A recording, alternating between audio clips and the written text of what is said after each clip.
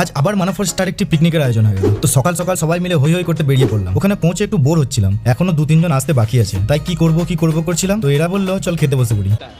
এই যে এনাদের এতক্ষণে আসার টাইম হলো, পাক্কা 1.5 ঘন্টা লেট। আমি খবর পেয়েছি তোমরা সব খাবার খেয়ে নিয়েছো, তাই আমি রেগে শুধু শুকনো মুড়ি খেয়েই থাকবো। ফিস্ট করছি আমরা, আর জল নিয়ে আসতেই ভুলে গেছি, তাই আবার এসে জল নিয়ে গেলাম। শুনেছি ওপারে নাকি একটা আশ্রম আছে, তাই সেখানে যাওয়ার জন্য নৌকাতে কথা বলতে গেলাম, কিন্তু উনি বলছেন এখন যাওয়া যাবে না। কি করবো, তাই ঠিক করলাম যে হেঁটে হেঁটেই যাবো নদীর পাড়ে। যাওয়ার পথে দেখি এখানে কি সুন্দর গাঁদা ফুলের বাগান রয়েছে। হাই, আমি এবার গাঁদা চুরি করব।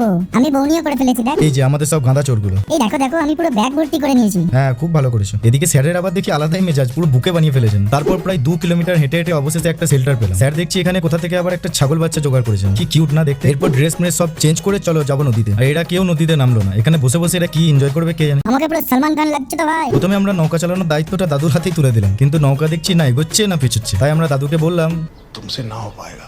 আর আমরা নিজেরাই পাখামো মেরে নৌকা নিয়ে বেরিয়ে পড়লাম। আর তারপরে যা হলো, দাদু আপকা নৌকা আপি কো মোবারক হো। এরপর আমরা প্রায় 2 ঘন্টা ধরে নদীতে ফুল এনজয় করলাম, হেভি মজা হলো। কিন্তু অতটা হেঁটে হেঁটে এসে আমরা খুব টায়ার্ড হয়ে গেছিলাম, তো আমরা আবার খেতে বসে পড়লাম।